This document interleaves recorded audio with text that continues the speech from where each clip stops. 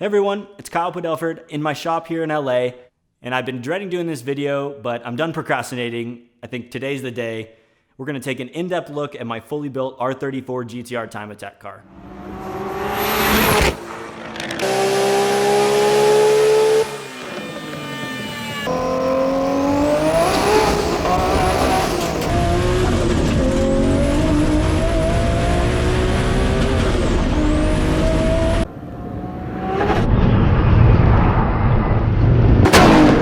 I know a bunch of you had a ton of questions about this car, well, more like a handful of people, but that's good enough for me.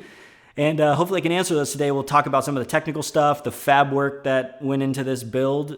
So without further ado, let's check this thing out.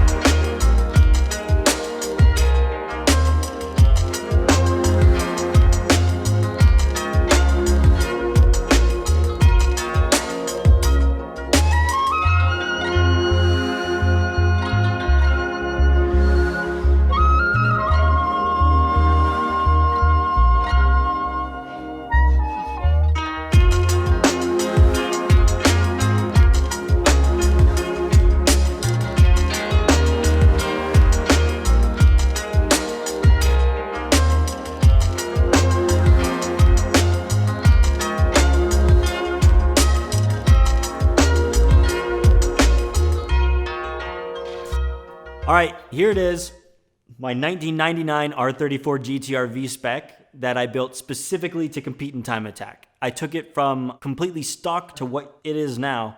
The main reason for getting this car is I've loved this car ever since I can remember. I mean, the R34 is one of my dream cars and I'm so lucky to have it.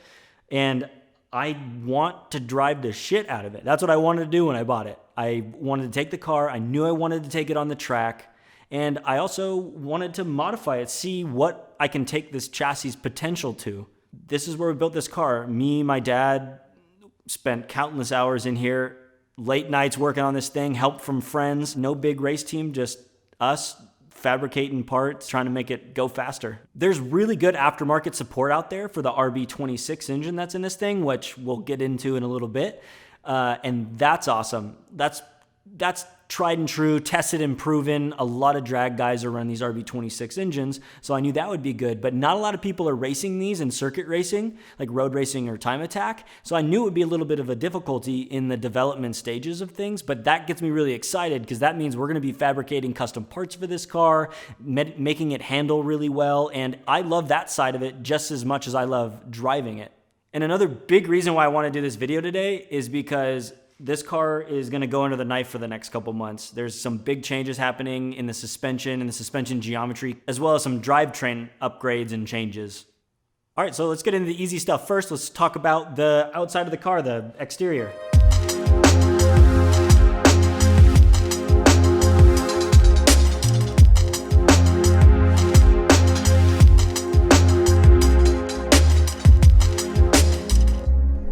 So let's start with one of my favorite pieces of the exterior of this car, and that's the MCR front bumper. MCR, Matchless Crowd Racing GT-R, R34. Secretly, not so secretly, a big inspiration. Being the red, like the MCR GT-R, and being able to get my hands at an auction on this actual MCR front bumper.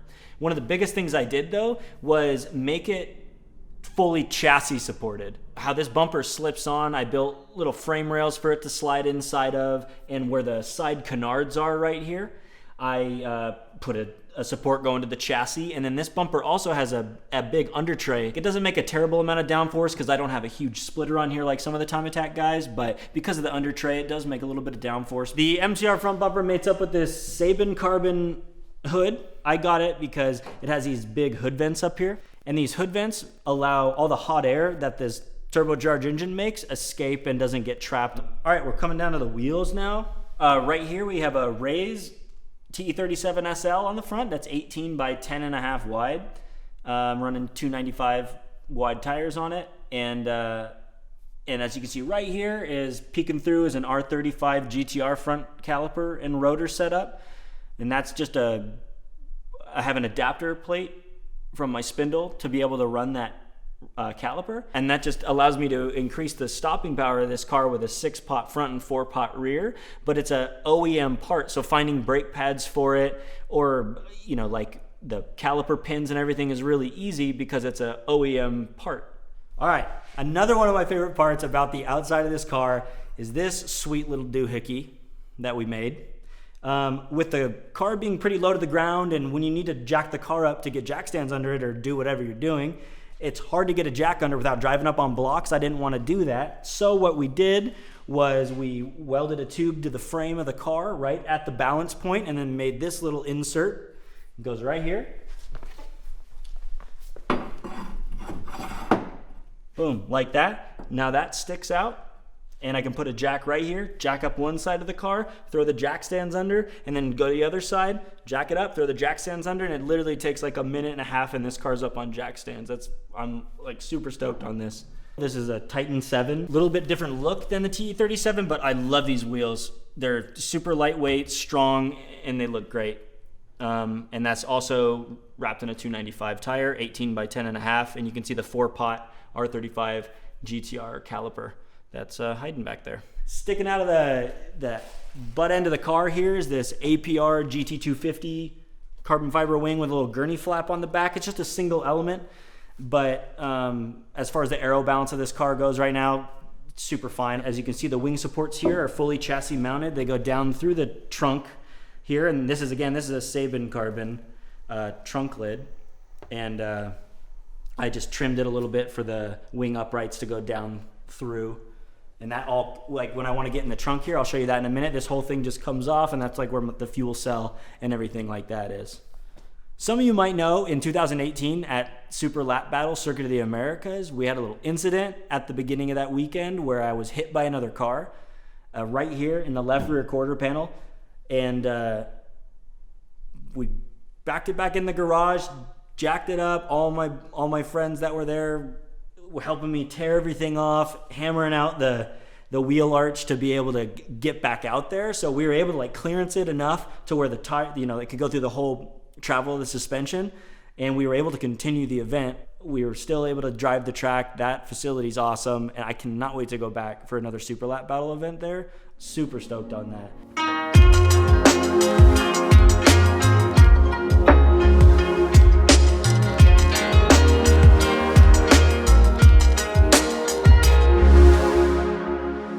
All right, here it is, the engine bay of the GTR. I know there's a lot going on here. I don't even know where to start, so I'm just gonna start babbling and we'll see what happens. It's an RB26 engine, started life with the twin turbos, but now it's big single turbo. I'm still retaining 2.6 liter, but it's a built engine from D-Sport, fully forged internal bottom end, and it's D-Sport's custom head, so it's port and polished and a few other little tricks that they do. And I'm telling you, when I switched to this head, my exhaust temperatures went down like 400 degrees. It's incredible how well this engine breathes now. I love it. And the guys over at D-Sport, I can't thank them enough. This engine's badass. Right here, you can see the air ducting that me and my dad had to make. So this is money. This helps the car stay so cool because it forces all the air from the front of the bumper. It goes through the intercooler and the oil cooler right to the radiator, and there's no air leaking. So I have no cooling issues with this car. I can run it lap after lap, which is pretty crazy for a high-strung turbocharged engine. That's backing right up against a coil rad radiator. Love this thing. I run coil rad in all my stuff. Nothing bad to say about it. Right up top here, this big old snail, Borg Warner EFR 9174 turbo. Internal blow-off valve and wastegate, kept everything really simple. At the power levels I'm making right now, it's perfect. We're running about 600 to 650 wheel horsepower depending on boost, and so this is a perfect setup for that. PTP turbo blanket, keeping everything cool. The downpipes even heat wrapped, and we're sitting on top of a full race exhaust manifold, and all the intercooler piping is custom, what we had to make to a custom intercooler because of all the packaging. And here's a Lee power steering reservoir for my power steering pump.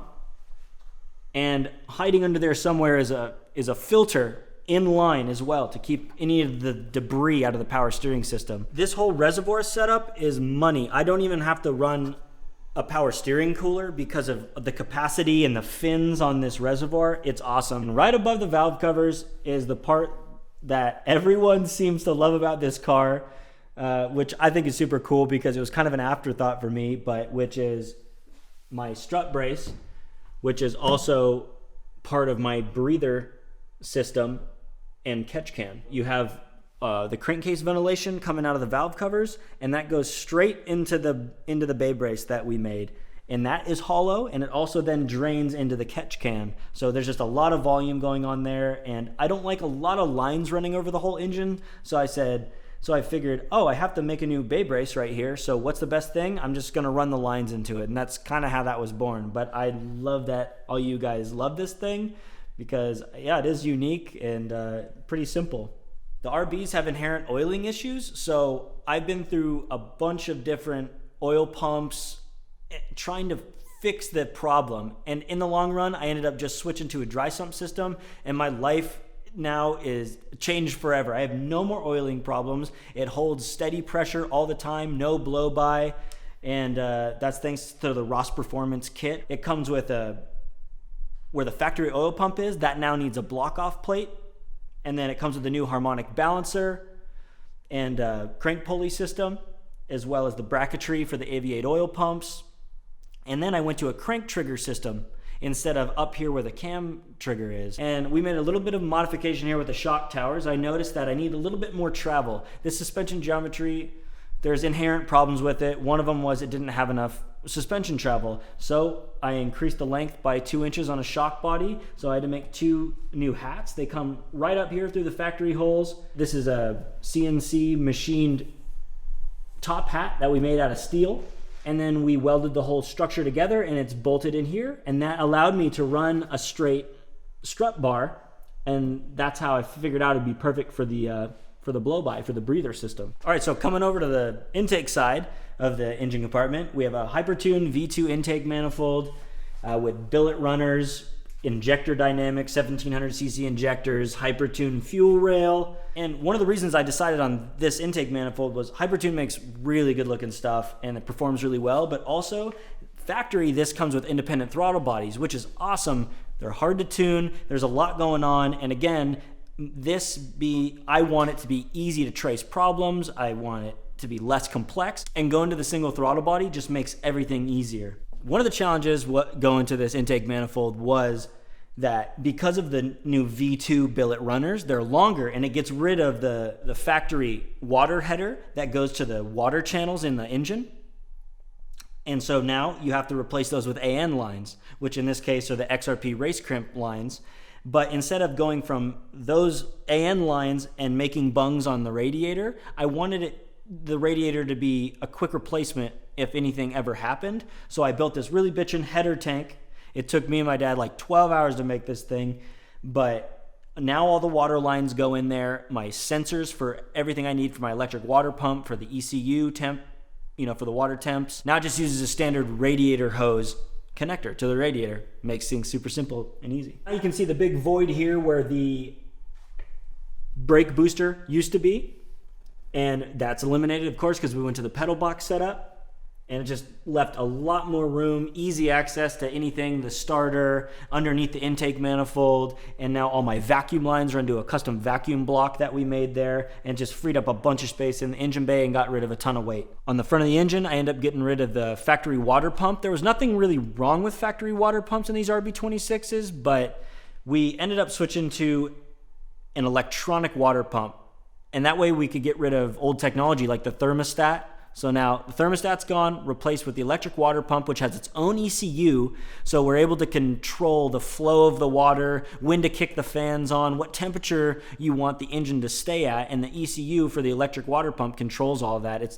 We have no cooling issues in this car. I love it. The remote oil filter bracket and assembly is all down, tucked away in here nice.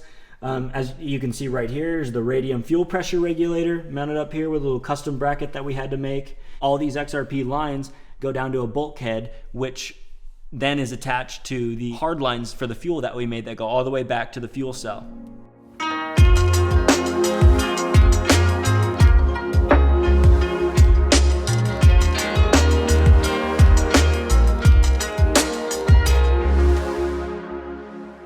All right, there's a lot of stuff going on back here, but it's actually pretty simple. Under racing conditions, we're experiencing like a lot of G-force and everything like that. So in the stock gas tank, it sloshes around and the fuel's not able to, or the fuel pump's not able to pick up the fuel.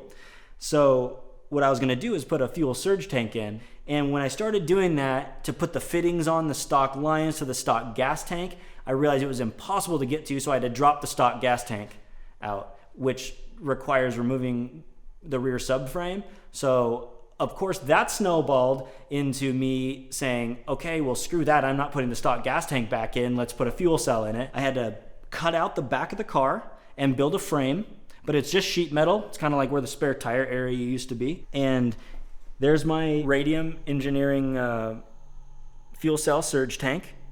So it's got one lift pump and 2 feed pumps to the engine, and that's controlled by this circuit board here with 3 relays on it, and those independently control the lift pump and the 2 feed pumps. And the 2 feed pumps are staged based on RPM, so I'm not just sitting there idling on 2 pumps pumping all the E85 to the engine. It's one, and then when the RPM kicks into a certain range, the second one kicks in, so I have enough fuel for my horsepower and boost levels. And so that all runs out through here, through XRP race crimp style fittings and lines, through a filter, another radium piece. The fuel lines get bulkheaded at the rear firewall area, and then it's all hard stainless steel hard lines all the way to the front, where I have another bulkhead where then it goes back to the XRP lines to feed the fuel rail. All these computers you see back here are what's controlling the Atessa all-wheel drive system. So like the G sensors and yaw sensors, everything, all the inputs of telling when to deliver power to the transfer case so that I can have more power to the front wheels. All right, the first thing you notice when you open the doors is these awesome door cards. Custom made by my buddy Brad at Go Spinnaker Composites, and he let me pick the weave and everything, so I just picked the thickest weave that I could find because I knew it would be different, and I really like the look of it, especially like out in the sun when it hits it. It's just super odd looking, and it catches your eye, and it finishes off the door really nice.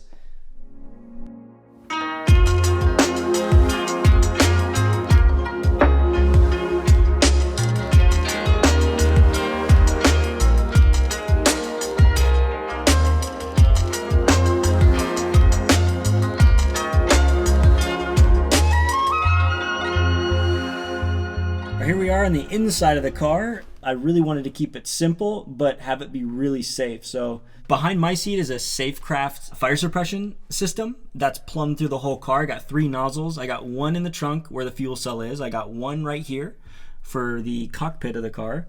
And I have a nozzle going into the engine bay. So no matter where there's a fire, hopefully never, but if there was, then I would just pull this pin that's over next to me, boom, and it would go all 3 nozzles, and hopefully everything would be good. And behind me on the left is the 3-gallon AVA dry sump oil tank, which the lines run down right through here and bulkhead at the firewall and go to the engine. So I'm sitting in a Sparco circuit seat, and I also have a Sparco steering wheel that's detachable, so I can get in the car, get in and out really easy. Simpson 5-point harness system. I have the dash all hollowed out. I still have to run a dash per the class I run in. So this is all stripped out. There's really nothing underneath it except right here where the MFD used to be. That's where my remote reservoirs are for my pedal box. I ended up going to a Tilton pedal box because when I went to the R35 GTR brakes, I found out in heavy track conditions that the factory master cylinder wasn't quite cutting it. I couldn't,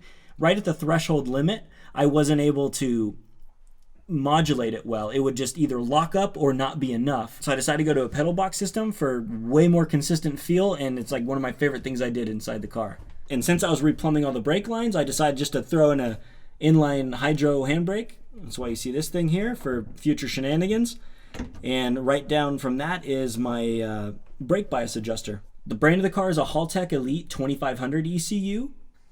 And that's paired with their dual wideband sensors. And in front of me, the screen I'm looking at is an AEM CD7 digital dash. And this does all the data logging that I need for the car. And what I love about this is my buddy Brooke custom designed me screens for each page of the digital dash. And because I lost my MFD up here where the brake reservoirs are, he built me a custom MFD readout on the AEM. And right down beside me here to my left behind the gear shifter is the Dolek Torque Manager, the new digital G sensor upgrade. And this is paired with a controller, so it actually allows me to control how much power is getting delivered to the front wheels based on my throttle position. I can manipulate the maps inside of the all-wheel drive ECU.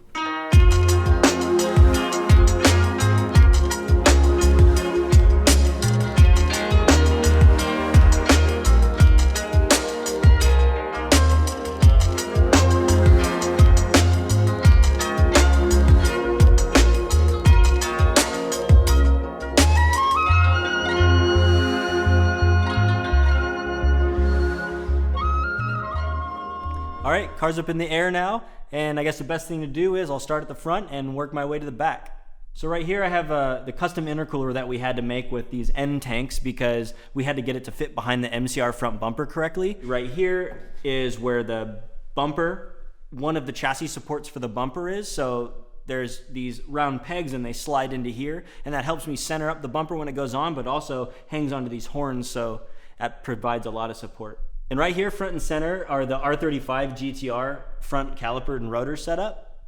And behind that, I'm still running a stock spindle, but I have changed all the arms. So the upper arm's a custom adjustable, and then all the bushings got changed. On my lower control arm, I'm running an IKEA Formula piece, and that is also completely adjustable, and it has a little bit of roll center correction in it as well. The front and rear subframe were out of this car, so I decided to make it look a little bit nicer and send them off to get powder coated, and we did the same type of silver color that you see on the interior of the car. I'm running a BC Racing ER external reservoir adjustable coilover with Swift springs. Nothing crazy, but it's working for right now. And of course upgraded all the brake lines to braided brake lines, and you can see like my front wheel speed sensors for the all-wheel drive. All right, now that I could stand under the car, I went ahead and took the bottom under tray off so we get a better look at stuff that's usually hidden. Like the first thing that I noticed standing here is my Davies Craig electric water pump. And this pretty much is the only place I could fit it. It's right underneath the alternator. I had to make a custom pipe to go to the lower radiator hose, and it just clears over the front subframe. It ended up being like the perfect spot for it. Of course, the IKEA Formula arms, a little different angle on them. You get a really good look at my dry sump oil pumps and the inline filter that if anything ever happened, it keeps debris out of the pump. When I went to the dry sump oil system, it's not like I could just put a billet pan on here, a billet oil pan on here, because for the all-wheel drive system to work, the front diff is actually attached to the oil pan. It's all one unit, and it's all one big cast piece, so I couldn't just get rid of the oil pan. So we actually had to make a custom oil pickup here in the stock pan, and that's the fitting. That's where this fitting is going to. That's welded in. And this is a really good look at the bottom of the ducting that goes to the radiator, along with the support brackets that we had to make to hold the front intercooler on. All right, moving back a little farther, just behind the front subframe is this chassis brace. This is actually a factory GTR piece, and I just powder coated it to match the rest of everything else. Replaced the rack bushings. You know, every bushing on the underside of this car has been replaced by either a harder urethane unit or even a Heim joint in some of the arms. Running the factory Getrag 6-speed transmission, handles the power plenty good. I've never had an issue with that. Of course, it's not as fast shifting as a sequential or something like that, but it's been doing good so far. Running a Nismo twin plate super copper mix clutch. Right on the back of the transmission, here's the transfer case. You can see the front drive shaft going to the back of the front diff. And one of my favorite things right here is the stainless steel fuel lines, the return and the feed line.